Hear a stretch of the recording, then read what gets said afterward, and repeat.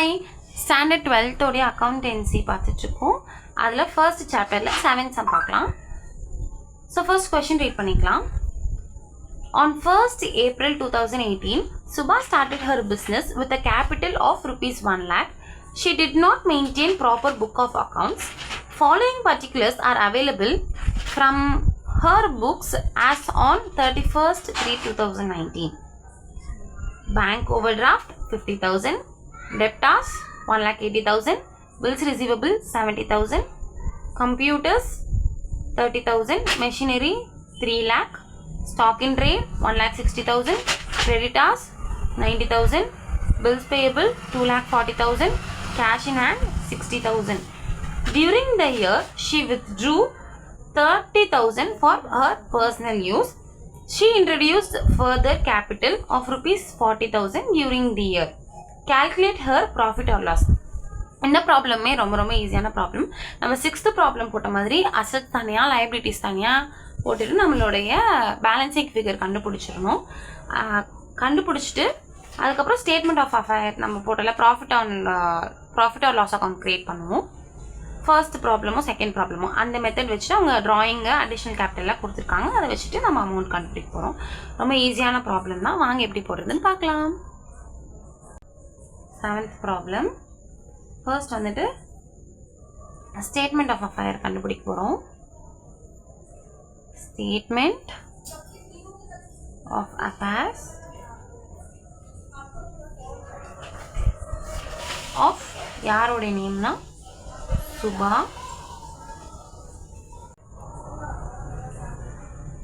as on 31st 3/2019. அதுக்கப்புறமா இந்த side வந்து நமக்கு liabilities உடைய side liabilities amount, assets and amount. இது அக்கௌண்ட் ஷீட்டில் போடணும். ஃபர்ஸ்ட் வந்துட்டு லைபிலிட்டிஸ் எல்லாமே நம்ம செப்பரேட்டாக போட்டுக்கலாம். இது லைபிலிட்டிஸ்லாம் என்னெல்லாம் வரும்னா பேங்க் ஓவர் டிராஃப்ட் கொடுத்துருக்காங்க. அது வந்துட்டு நமக்கு ஒரு லைபிலிட்டி தான். அமௌண்ட் வந்து 50,000. நெக்ஸ்ட்டு டெப்டார்ஸ் கொடுத்துருக்காங்க. டெப்டார் அப்படின்றது வந்துட்டு அசட். இது சைமல்டேனியஸாக போட்டுடலாம். டெப்டார் வந்துட்டு அமௌண்ட் எவ்வளோ கொடுத்துருக்காங்கன்னா 1,80,000 அப்படின்னு சொல்லிட்டு கொடுத்துருக்காங்க. நெக்ஸ்ட் வந்துட்டு bills receivable.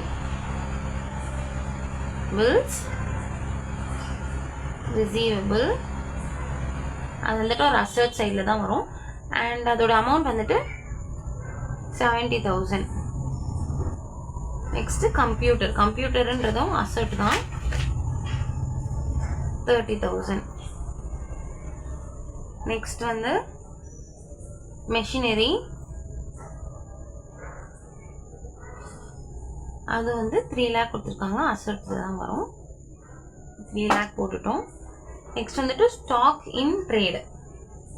So stock 6th சம்மில் போட்டோம்னா அதே மாதிரி தான். ஸ்டாக் இன் ட்ரேடு வந்து 1,60,000. நெக்ஸ்ட் வந்துட்டு கிரெடிட்டார்ஸ் அப்படின்றவங்களுக்கு வந்து நம்ம லைபிளாக இருக்கும். அதனால் லைபிலிட்டி சைடில் வருவாங்க. யார் நமக்கு கேஷோ நம்ம கடன் கொடுக்குறாங்களோ அவங்க தான் கிரெடிட்டார்ஸ். ஸோ அதனால் வந்துட்டு 90,000 லைபிலிட்டி சைடில் வராங்க. நெக்ஸ்ட்டு பில்ஸ் பேயபிள், அவங்களும் வந்து லைபிலிட்டி சைடில் தான் வருவாங்க. Bills payable 2,40,000. Next cash in hand, அது வந்து கரண்ட் அசட்டு. எனக்கு வந்து அசட் சைடில் வரும் 60,000. இப்போ இது எல்லாத்தையுமே வந்துட்டு நான் டோட்டல் பண்ணுறேன். டோட்டல் பண்ணும்பொழுது எனக்கு வந்து அமௌண்ட் வந்து 8 lakh அப்படின்னு சொல்லிட்டு கிடைக்குது. இப்போ லைபிலிட்டி சைடில் இருக்கிற அந்த 3 பர்டிகுலர்ஸையுமே வந்துட்டு ஆட் பண்ணிக்கலாம். 50,000 + 90,000 + 2,40,000 இது 3 ஆட் பண்ணால் நமக்கு வந்துட்டு 3,80,000 அப்படின்னு சொல்லி கிடச்சிடும். எனக்கு 8 lakh தான் ஹையஸ்ட் அமௌண்ட்டில். இந்த 8 lakh வந்து அசட் சைடில் கிடச்ச டோட்டல். இந்த டோட்டலே நான் இங்கே போட்டுக்கிறேன் 8 lakhs. ஸோ ஸோ இந்த 8 லேக்ல இருந்துட்டு 3 இதை ஆட் பண்ணால் நமக்கு வந்து 3,80,000 கிடைக்குது. 3,80,000 டிடக்ட் பண்ணிக்கோங்க. டிடக்ட் பண்ணால் நமக்கு வந்துட்டு வர அமௌண்ட் வந்து பேலன்சிங் ஃபிகர் வந்து 4,20,000. இதுதான் என்னுடைய க்ளோசிங் கேபிட்டல். 6th சம் போட்டோம் இல்லையா, அதே மாடல் தான் க்ளோசிங் கேபிட்டல். இது என்னுடைய பேலன்சிங் ஃபிகர். இப்போ எனக்கு க்ளோசிங் கேபிட்டல் வந்துட்டு இதுதான் சொல்லிட்டு எனக்கு கிடைச்சிருச்சு.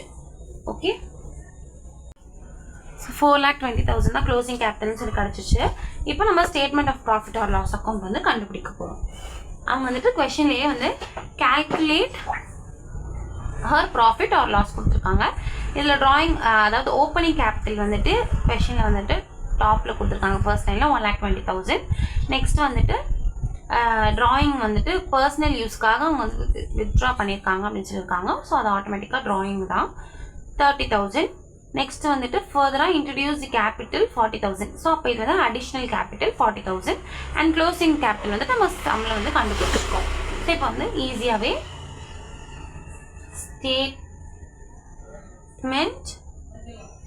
ஆஃப் ப்ராஃபிட் ஆர் லாஸ் போட்டுக்கலாம்.